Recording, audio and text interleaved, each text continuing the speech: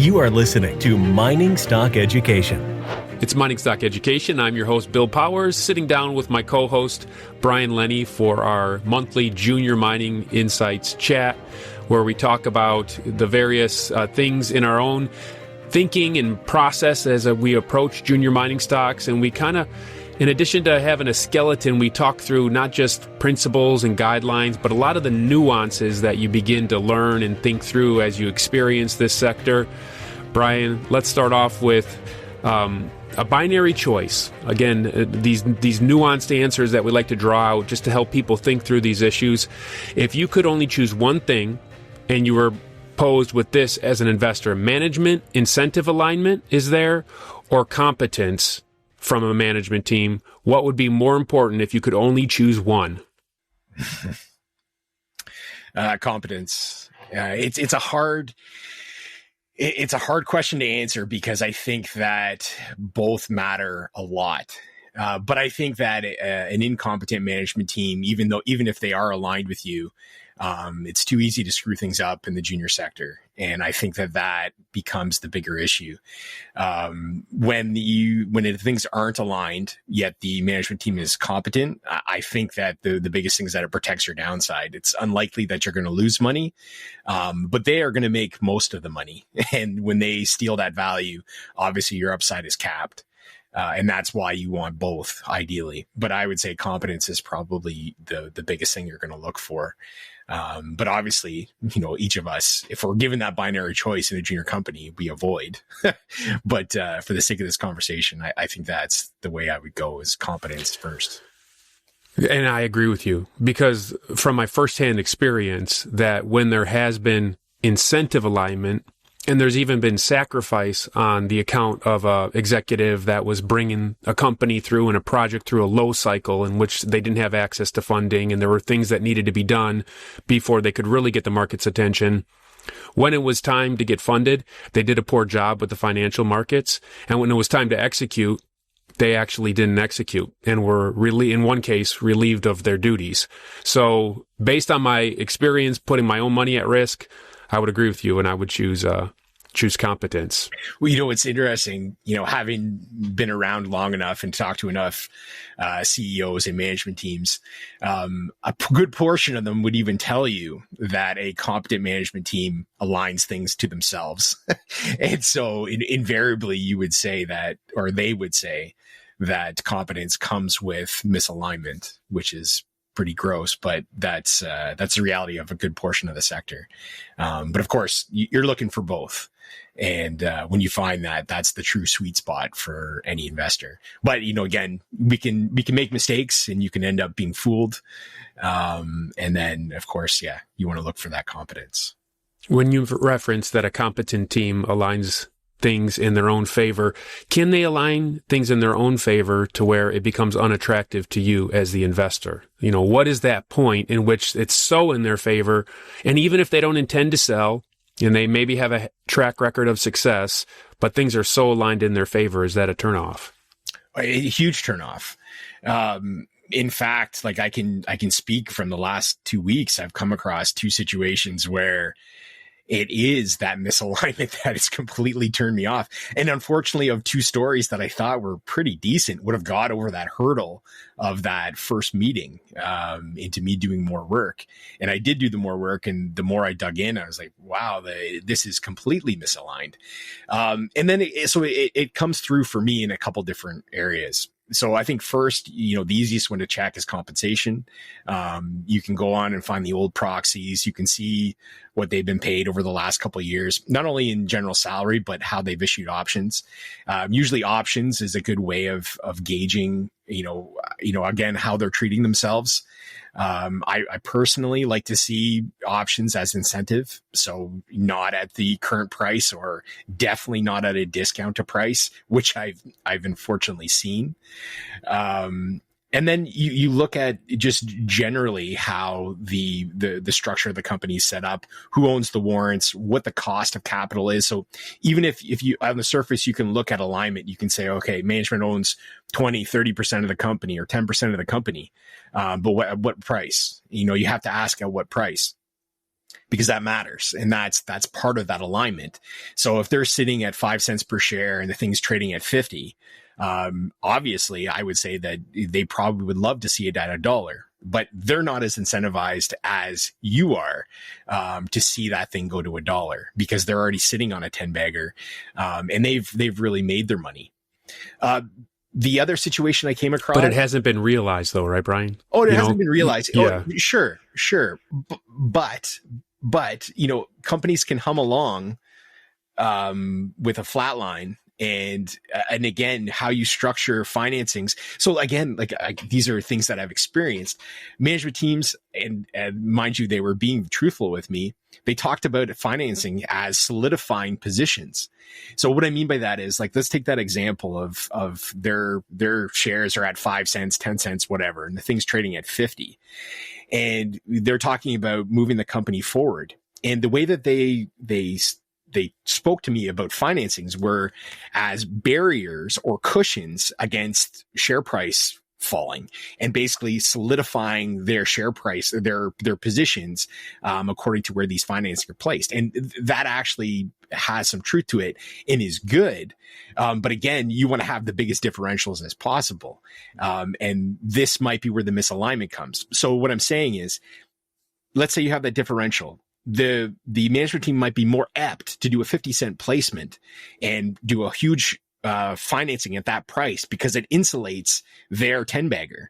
Whereas a management team that's at 30 cents, 40 cents, you can imagine probably wants to have, they might want the same thing, but they probably want a bigger differential. Maybe they want to do that, $10 million placement at $1 or 80 cents or 90 cents to insulate their position. Whereas the other guys might be more prone to doing it at 50, which means you're still working towards the same goal, but how you get there is going to be dramatically different. And, as we've seen with share structure, which matters a lot. And for those investors that aren't paying attention to share structure and what warrants and what these overhangs can sort of do to share prices, unless the company has success, you're talking about stagnating share prices. So again, you do a $10 million placement at 50 cents, that insulates their position. You get mediocre results. The market, let's say, goes up to 75 cents, and you have at least some of the principal shares of that financing come out and take profits. And then that thing is stagnated between, let's say, 50 and 70 cents. And it's stagnated there for a while. These are the things that can happen if you don't have that alignment. I'm saying is you can work towards building value in a company, but how you do that speaks to how the investor and the management team are aligned. And that's where I see it can be problematic. There's been a lot of management teams, though, that even when they do the financing, such as you laid out that example, the 50-cent financing, to use that as an example, these share prices can still go below that threshold. That's not definitive support, especially in a bear market. And sometimes you can find motivated management teams at a cyclical bottom in which, their cost basis is double what the value of their position in the company is. And that can be an attractive point of entry as well. For sure. Yeah. And the downside protection, what I mean is, in a regular market where things are sort of plodding along, I think it does represent somewhat of a base. But you're absolutely right, especially when results don't line up, or if you're on the downside of a bull market going into a bear market. Of course, the share price can plummet, and that's just the story. Is you can lose 100%. You can't lose more than 100% of your position, but you can certainly lose 100%, and that's what always rings true. But I do think that there is a sort of psychological hurdles where you see, let's say a placement is done below where the market is. So if it's trading at 60 cents, the company comes out and announces a financing at 50. I would say more often than not, you see that share price drift back down to 50 cents for at least a period of time, and then it might go back up. But typically the market will trade back down to that level. And so it does create this sort of psychological base in a regular and whatever. Depending on the market though, right? Because earlier this year for gold, that you would announce a financing and the share price goes up, right? So absolutely. And that's it's both an amazing thing and a very scary thing, because that's when you or at least me, starts to wonder where we are in that market cycle. And I think if you don't have a good handle or a good view of where that metal price might be headed and how it might affect your position, you can get in trouble. One approach to this sector as a retail person, which I've utilized, is invest behind people that are smarter than you, especially when it comes to the technical aspects. Like, I can look at the financials, I can look at the share structure, I can call management, I can talk to them, I can assess how I think that they're presenting themselves to the market. I can research the executive's history. But if you're asking me to fully break down the geology of a mine plan and the metallurgy and all of these aspects that go into it, I can't do that, because I've done a lot of things in my career, but I haven't done that. So I rely on others and the reliability of the information that's given to the market to make decisions. And I was recently having a conversation with somebody who brought up an engineering firm that they did not think did a good job with a certain study, and there was a failure on the other side of that. I was talking to another person in the mining industry in the last couple of weeks as well, and they said, specifically, Bill, I don't like to go with the big firms, and I'm not going to name them, but they said the big firms, a lot of them, it's best if you can get, like if we're doing engineering of an economic study, to get a smaller firm in which you got somebody whose career is on the line and they have a vested interest. They've had some success, but they really want to make sure that they get this right for you.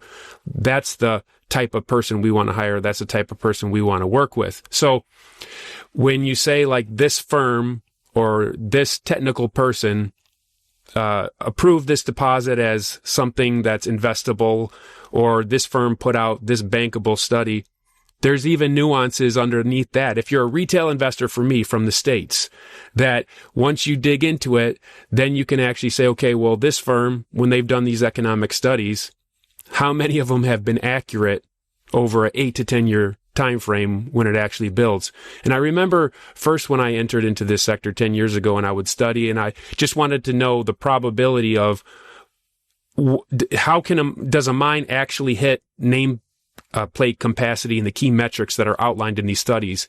And it was like less than 1/3 of the mines that actually come into production even hit the numbers that are laid out in the feasibility study. Any thoughts on that, Brian? Yeah, that's it. I think it's a huge topic that I can sort of talk about in a few different manners. I think first and foremost, what you're talking about is introspection, in terms of you realizing what your capabilities are and then deploying according to that. And I think that's like probably the most important thing any investor could do, is start there. I think most people, not Bill Powers, but I think most people, when you look at what you know versus what you don't know, and you talk about this individual situation, I think that probably pushes you more towards producing companies or royalty and streaming companies, at least to start, to better understand the business. It is less risk to you, rather than getting into sort of which engineering firms to maybe follow, or which people to necessarily listen to or not listen to. There might be more risk, and depending on how you want to do this, if you're doing this completely by yourself, I think you want to recognize what your competencies are and sort of stick to that, and then work towards building to be able to look at a developer and make decisions, based on what you see, rather than maybe, making another decision based on an engineering company and their capabilities. The second thing is the realization that engineering companies, it's sort of a balance, I think, for a lot of them, between keeping clients and producing something that the company and them are comfortable with. And I'll use an example that I've talked about in articles before, and I'm not afraid to say it. So look at Reaper Resources with the Akuri deposit. I would say that 100% they need to acquire Helmi and probably even Risti, which are Orions, and then of course Helmi is held with B2. I think that they need to buy those properties to put Ickery into production properly.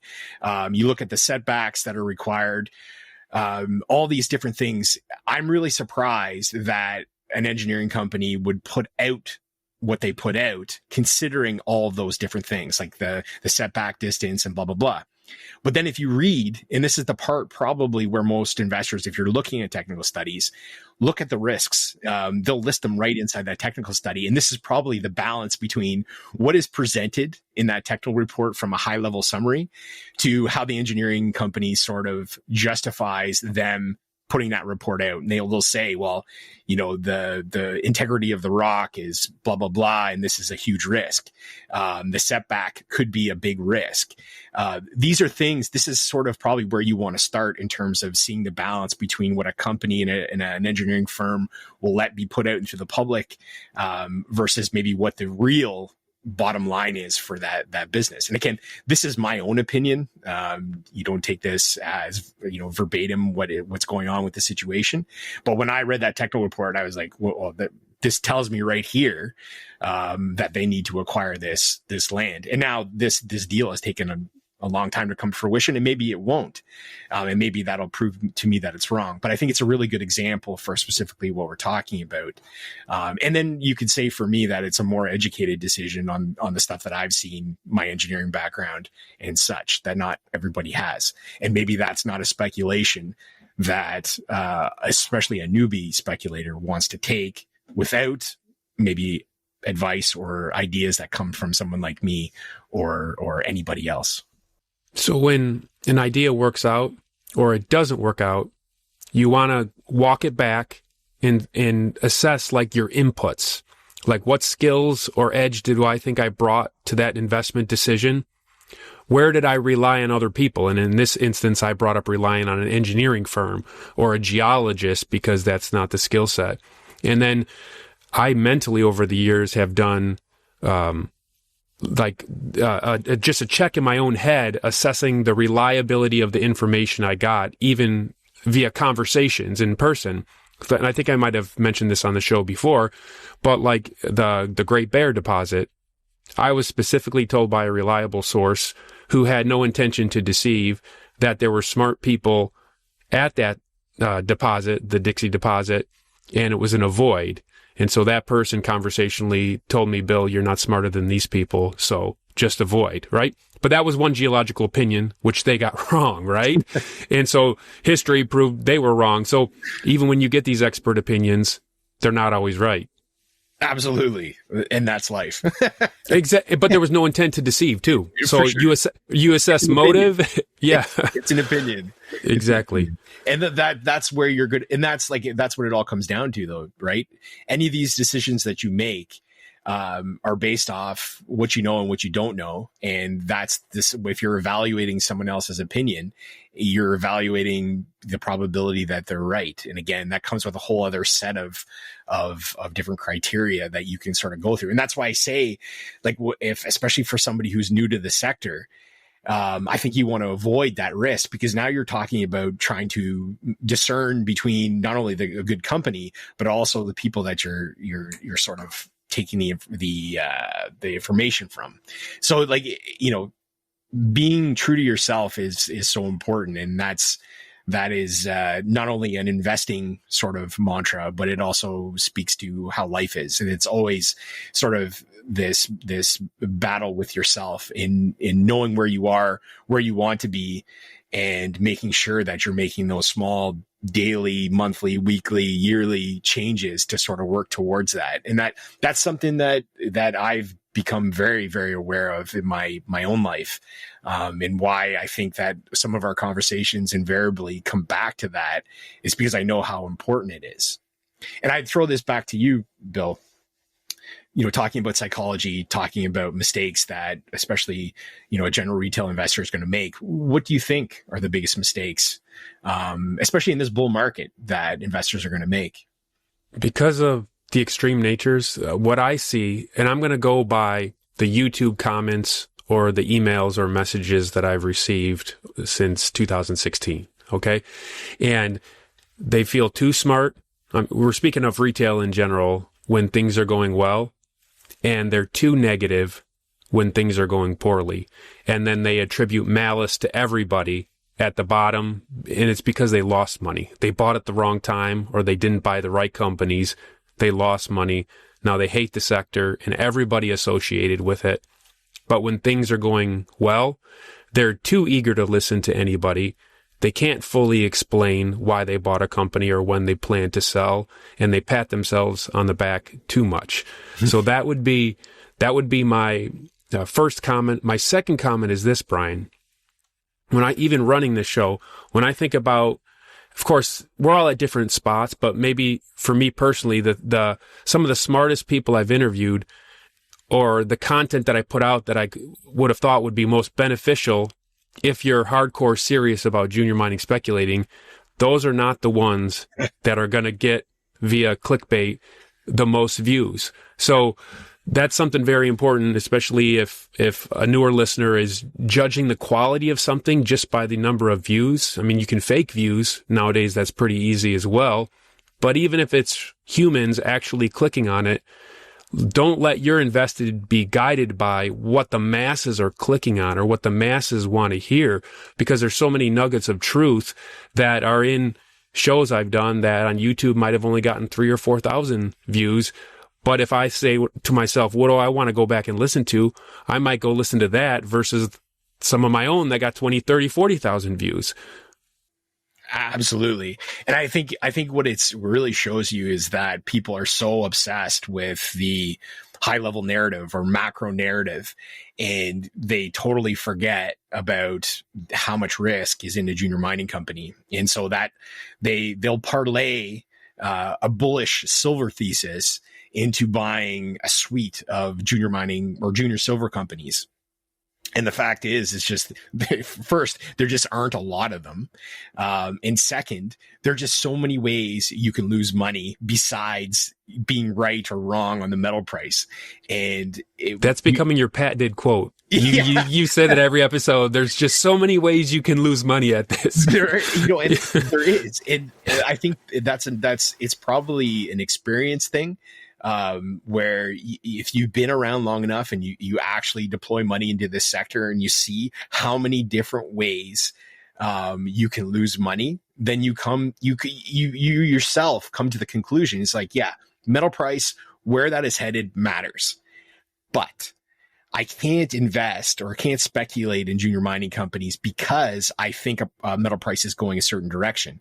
Because the other thing you learn is that no one knows where these prices are headed, weekly, monthly, yearly.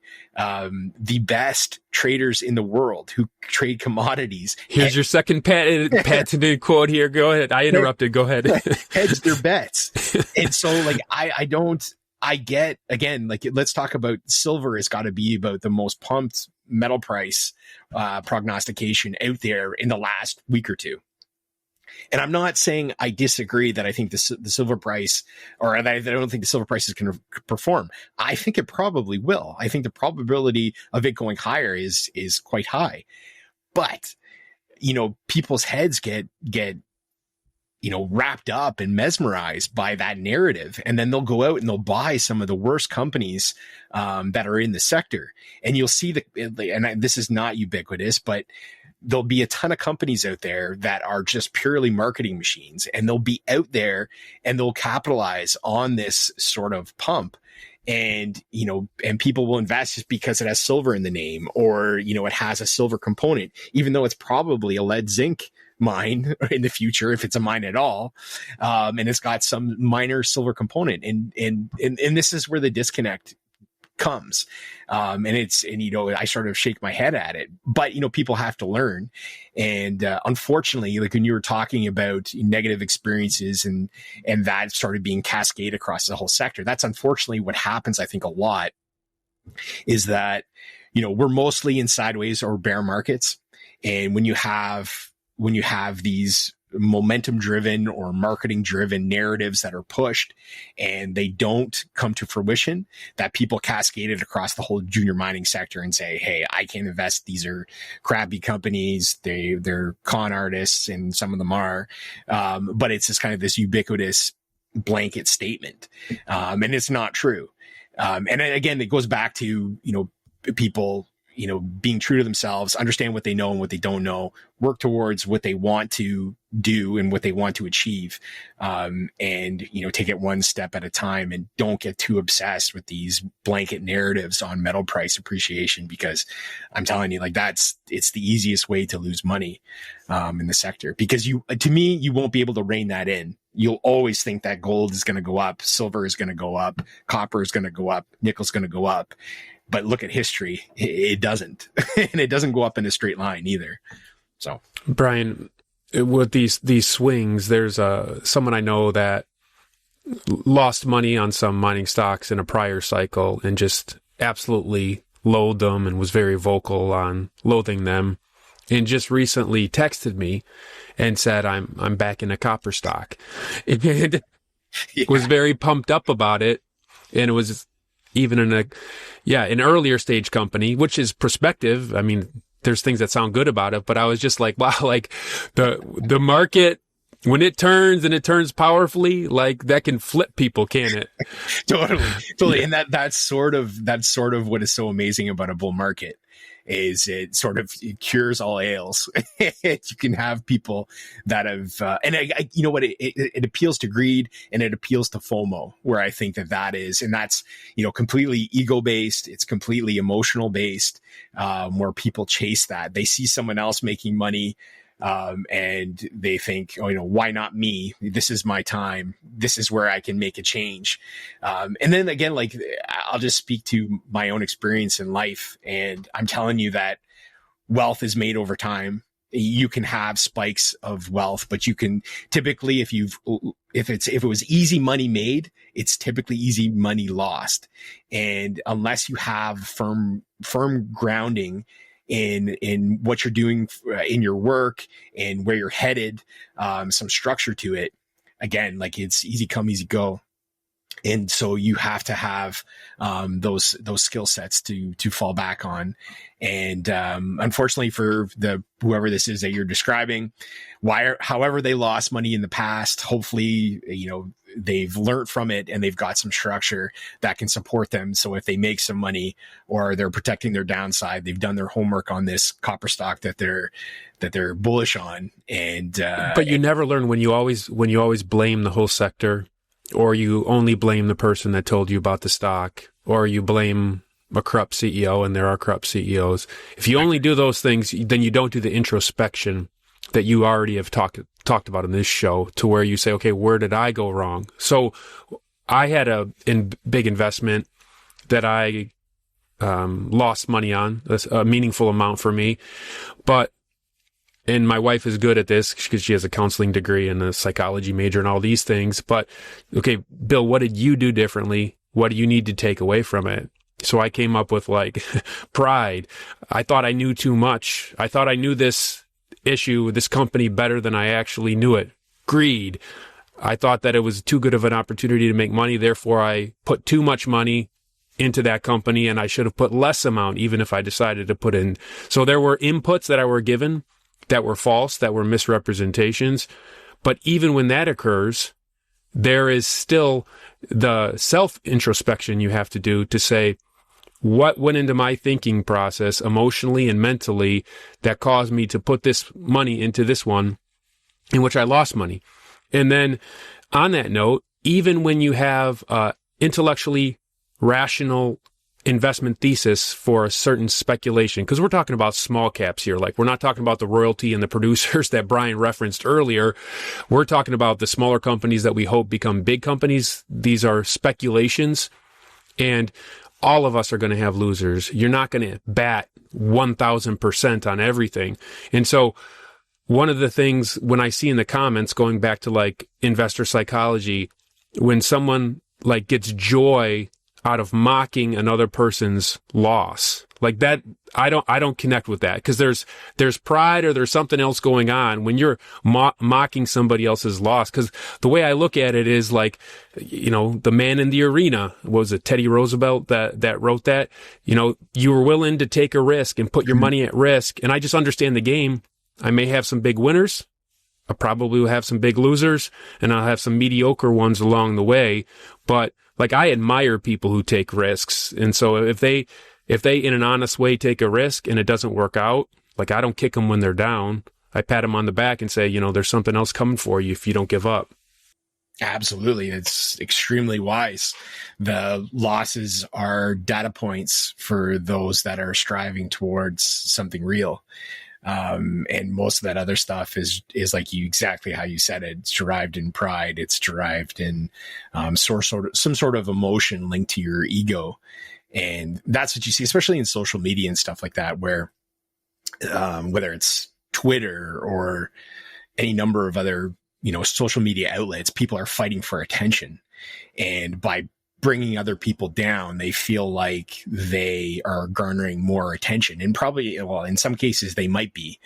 But to me, it's sort of an empty thing to strive for. I ultimately think that you end up empty if that's what you're striving for, because your popularity will probably fall or not be what it once was, and you're going to have to deal with that in some shape or form, and that probably won't be easy. But yeah, those are extremely wise words. There's two ways to have the biggest building in a city, and my grandfather taught me this decades ago. You can build the biggest building, or you can have a mediocre building and try to tear everybody else down. I'd rather try to build the biggest building if my goal is to have the biggest building. And I'm going to use that to segue to my next thought. When you're talking to a CEO and you do a little research going into the Zoom meeting with that CEO, you have your questions prepared. Number one, first question, do you come up with analogs for this deposit or this mine that is their flagship project? And then do you research I'll use the word competitors, in order to see how they compare their project or mine against the competitors? And when I say competitors, I mean companies or projects that are similar to the one that you're talking to, that would potentially be the recipient of the source of investment capital vis-a-vis this one. That's what I mean.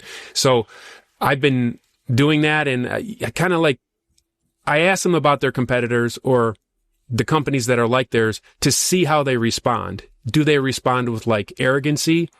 Do they respond with some level of collegiality and humility? And do they at least acknowledge the good things about the other deposits? Especially if you're in a niche metal and there's not so many of these particular deposits around, because there's a lot of hot metals, antimony, tungsten, and so forth as examples. Any thoughts here, Brian? It's not something that I consciously strive to do. I think that I'm pretty good at looking, or I would say pretty good at how I approach it is I usually approach things generally in terms of giving each company their chance to present however they want to. I think my mind will typically go to comparisons if they bring it up.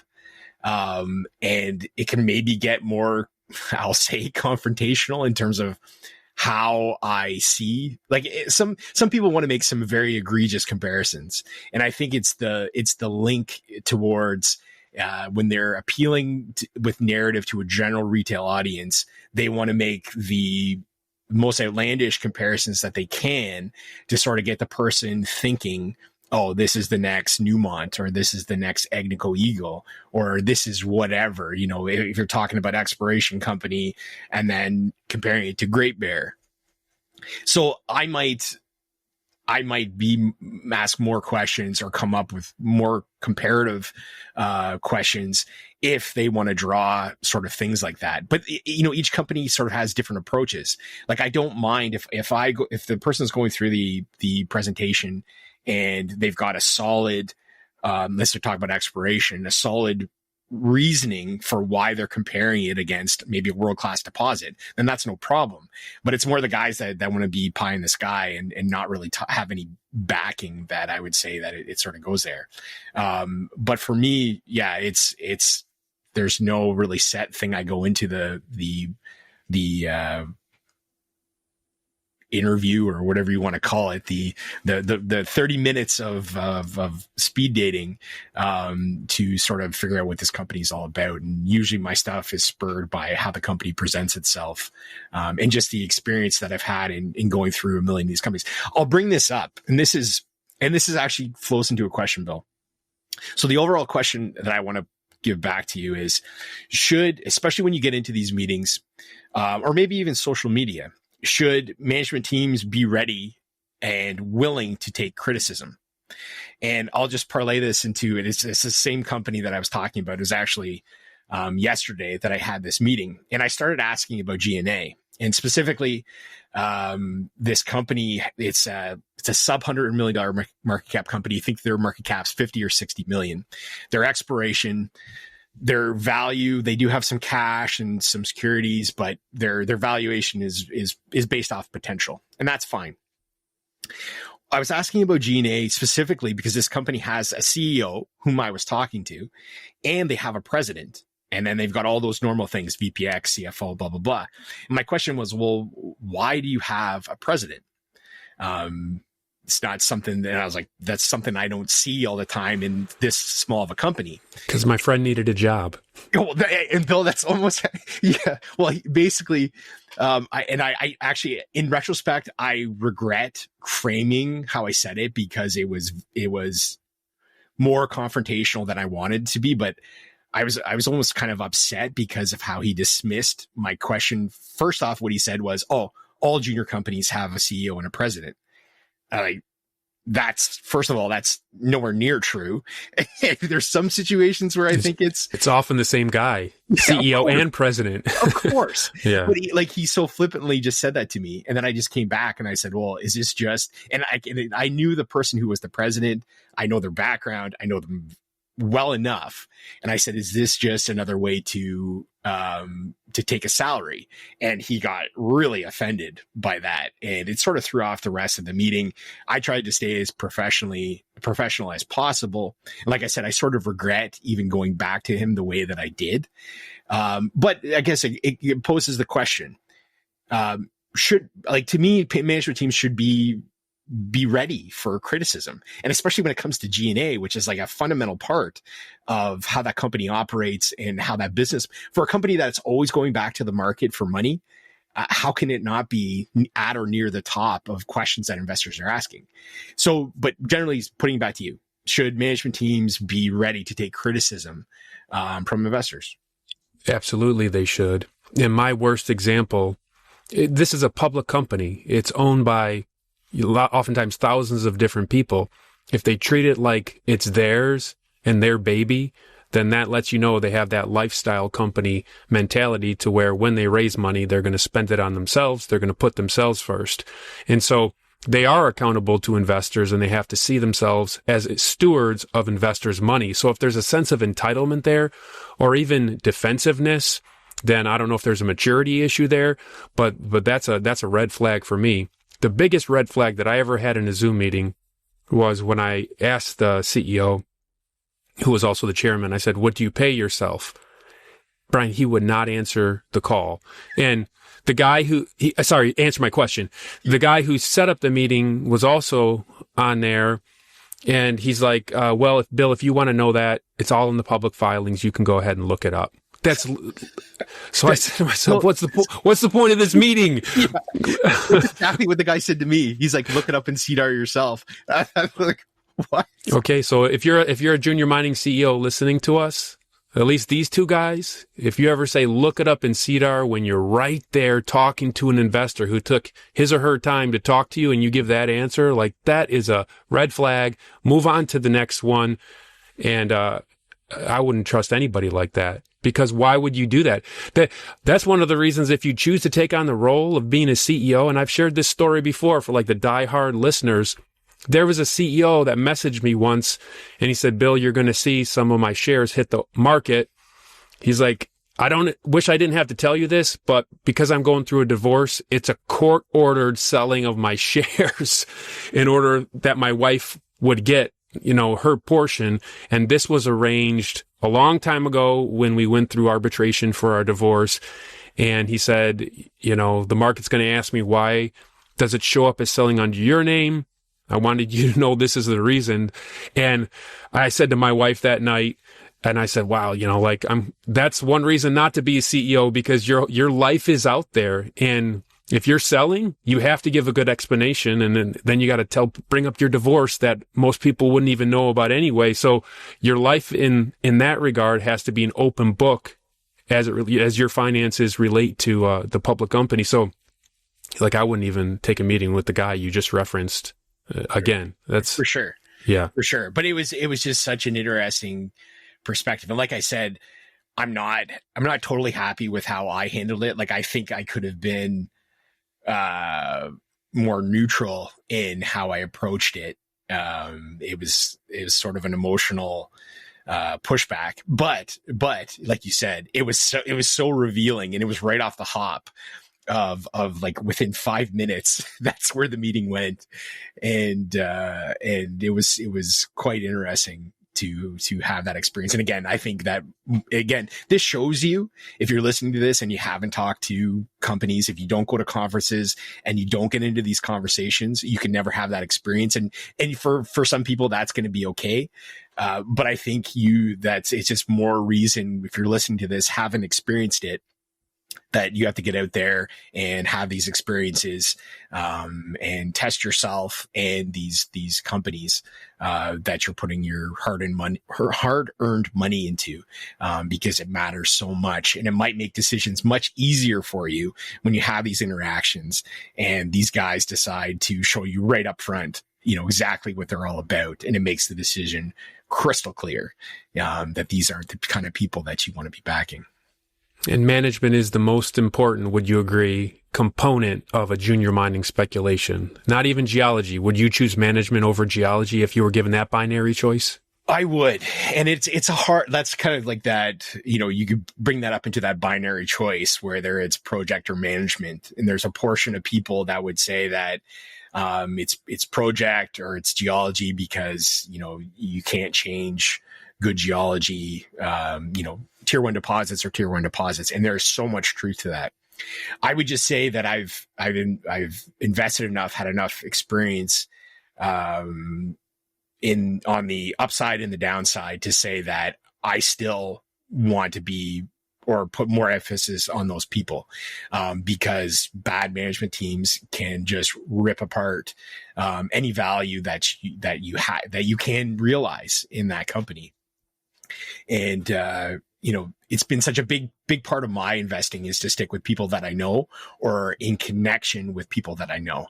I don't very often stray from some sort of 1 or 2 degrees of separation into people I respect or people that I know. And that has protected me, and the mistakes that I've made, of course, are mine alone, but have shifted the mistakes from not necessarily, even though I still have invested in bad people, but that's just the way I look at it. People first. And there's safety in developing your own network, just as you've referenced, right? To where you can call people, or, even what you'll screen that comes across your desk is coming from people that you trust, that minimally there's not an ulterior motive for them presenting this speculation or opportunity to you. Totally. Network matters so very much. And that is not only in terms of just sort of what we're talking about, but also like that mentorship side. People that I've looked at, of course, when I first started, this is people that I looked at from afar, like someone, let's say like Rick Rule, who I listened to religiously, and sort of had this deep connection with, in terms of the way that he talked about investing in the market, and how I wanted to, parlay myself as an investor in this sector. Now, I'm not saying there's no connection in terms of me calling up Rick. I'm not saying that whatsoever, because that's not the case. But what I'm saying is, when you can find these people and they're part of your network. You may not even know them, but you can listen to their experiences and you can parlay that into trying to learn from their experience and stuff. That's a huge deal. And even if you go to a conference and you get a chance to talk to these people in person, again, is sort of like that X factor. And again, is another reason why you need to go to conferences. It doesn't really matter where you start or which one you go to. You just have to go and start accumulating a network for yourself on both the mentorship side and probably more importantly on that investor side. When I was reflecting on young CEOs that are successful, because I was flipping through our friend Jacques' book, The Art of Junior Mining Investing. Brian interviewed Jacques, what was it, April or May after PDAC? Yeah, after PDAC when I met him, yeah. And he was talking about and referencing a study about the need for high quality outperforming management. And I'm going to give a roundabout paraphrase of one of the points, which was don't invest in CEOs that are too young, like their 20s, or too old, like even their 60s, especially if they haven't been successful. Like he was referencing a leadership study. And so I was thinking about, just based on my knowledge and my interaction of the younger CEOs that have had success from a financial standpoint. And I don't mean by running pump and dumps, but getting cheap shares and then selling them in a bull market after a marketing program. I mean people that actually sold a deposit and had a legitimate exit where their own investors wouldn't be angry with them. And I categorized it in three ways in my mind. Number one, that guy just got lucky because I don't think he's that skilled. I don't think he's that honest. Okay. That's category number one. Number two, pedigree, that they grew up around it. They had great mentors. They had support group. They had initial investors that supported them. They did work hard, but like they grew up in it, not like me that didn't even know what it was before 2015. Okay. And then you have the third group would be a young person that was, I'll just say sponsored, to where you had a very wealthy person that had his own group, so to speak, and would put together companies. And for whatever reason, he said, I'm going to sponsor this young guy in his 20s, sponsored him. And then they had geological success, and then they had transactional success in selling the company. So those would be the three categories. Do you agree with that? Or is there a fourth, fifth category I'm missing here? No, that's a good way to sort of think about it. And I think that's important because I think we sort of brought up a similar conversation in terms of people taking, wanting to take part of the accolades associated with a big discovery. And that was like the big one for me, where there's just so many people that have told me, or like in meetings, oh, I was a part of the next gen discovery of Arrow. And I don't know, I've met probably like 6 or 7 people that have sort of connected themselves to that. And so it always kind of stood out, and you kind of wonder, like, who is actually to credit with that sort of discovery, right? And it comes the same with management teams. So I think the way that you're going through it is very good. I think general retail might have a harder time actually trying to do that. I think part of your ability to sort of discern between those three categories comes with how much knowledge and your network itself that you have. So I think general retail might have a hard time sort of breaking through that. And so while I haven't thought about it, there probably needs to be a little bit more thought on how like a general retail investor who hasn't formed a network, who isn't necessarily plugged in, can sort of discern between that, whether it's like a CEO's success and where that success was sort of derived versus, you know, a VPX and their ability or how much credit you should give them to past discoveries, you know, whether they were, you know, the general guy taking rock samples, or they were the actual guy that got came up with the theory, designed the exploration plan and made the discovery. You know, like it's a super important thing to, or skill set to sort of develop if you're going to put management first, because everybody's going to try to claim the credit for past success. And so going through that makes a lot of sense to put time into. And so, yeah, I like the way you're thinking about that. And if you're going to invest with a young person, I asked Rick this question, I think in like 2018 in an interview. And I said, if a young guy, an entrepreneur in the mining sector comes to you and wants to be funded by you, what would be the qualifications for actually funding him and investing if you don't know who he is? And Rick quickly, without a breath said, No. He has to be directly referred to me by somebody I know and trust. And then he referenced somebody you like and you've done well with investing, Brian Dalton, when he was younger. And he referenced his success and how well Altius Minerals has turned out as an example of a young person that came to him that he funded early on. Right. Well, I'm surprised he didn't say no right off the hop and then put the caveat. Well, who do you know? Yeah, that's funny. That's funny. It makes a lot of sense. It's the same like what I was trying to sort of say about the companies I invest in is usually if I don't know the people personally, there has to be some pretty close connection in terms of who I know and who might be involved. And that can be, and it sort of goes back, we were talking about a company, I'm not going to bring up the name, but there was this company that I was avoiding for a long time. And it was, at first it was because, somebody that was connected to the company told me to sort of stay away. And I did. And then the company had a sort of a revamp. New management team is brought in. And again, I was like, oh, you know what? This isn't my kind of story.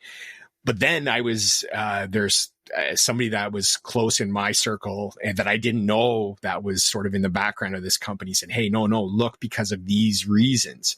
And that's sort of what made me take a closer look. And I think even though I'm not an investor and I'm not going to be, again, I'm glad that I had that interaction from a number of different standpoints and how it made me do some more work, better understand what those deposits, what those projects were all about, and see the contrast. In the end, I still am making the decision not to invest because of those original things. But what I'm also trying to show you is just how it impacts me. If there's somebody that I respect that says, hey, no, take a look at this because, I think this, and this. And as long as those aren't emotional constructs of why I should look, then I'm going to look. And, generally that has done very well for me. But it takes you months sometimes after, because I know I've introduced ideas to you over the years and like, you don't move quick. Like you take months sometimes before you pull the trigger. Yeah. Well, it depends so much, Bill. Like it depends what's going on in the market. I think typically, or it's not even a general rule. It's just the way I am. I'm more methodical in how I go through things, and I'm trying to stave off emotion. I'm trying to stave off emotions linked to greed that can sometimes, especially if the person, and this goes back to what I was just talking about, especially if the person that I'm talking to is talking in a way that excites me in terms of money made, that I take even more of a step back in terms of this feels like an emotional decision. I need to wait and see if that still holds true. Like, this whole adage, and I've talked to my kids about this, is like, they want to buy something, especially my oldest, they do odd jobs and for their grandparents and for blah, blah, blah, and they make some money. And then they want to buy something. And in some cases, it's bigger ticket items in relation to how much money they have. And often what I'll say to them is, hey, okay, that's fine. If you want to buy that. And the other thing that I do with the kids is we break things up into a third. We've got third savings, third investing, and a third sort of play money or fun money. So invariably they don't understand it yet, but they're really saving 2/3, and they get that 1/3, that 1/3 to sort of play with. But what I say to them is, hey, look, okay, you want to buy that? That's fine. That's what that money is for you to go out there and do whatever you want with. But do this: wait at least one night's sleep on that decision. And the craziest things, and I think it's partially because they're kids, but they'll often forget about it completely. And which just shows that the there's so much linked to that initial emotional response, whether you're an adult or a kid, but like even more so as a kid, that in the moment you're like, I need to get this right now. I love it, blah, blah, blah. And then, my observation with them is like 90% of the time, they completely forget about it altogether. And then for me, that's something that I've sort of, whether it's a defense mechanism or whatever you want to call it, it's like when I feel that, I typically want to wait and see how things play out, see if I still think the same way, feel the same way about that decision. And quite often it's taken longer than a week or two. And again, that's stuff that I've developed for myself. And but I think more people could probably parlay that to themselves and maybe get some value out of that. Yeah. This is like a safety, right? Putting checks on yourself to make sure you don't do a bad decision. And, like with a plane or something, before you start it, there's like, a progression of buttons and switches you got to put on. You can't just take the throttle and thrust it forward and the thing's going to move. There's a bunch of safety buttons and you got to click off before you can move. So what you're bringing up, and the takeaway for investors is like, what are those safety mechanisms? What are those checks on your own emotions or your own impulsiveness that you have? If you don't have a spouse, if you do have a spouse, build part of that into your spouse. Like, tell them this is my weakness. They probably already know it. And then say, like, always ask me, don't let me spend this amount. And, early in our marriage, my wife and I, that we were told, like, especially because we didn't have money, they said anything a counselor told us over $100, make sure you're both in full agreement on, so that there's no tension between the two of you at a financial level because you agreed on any big purchase before you made it, even though you didn't have a lot of money. So whatever tension you have in your marriage, it's not going to be financial disagreement.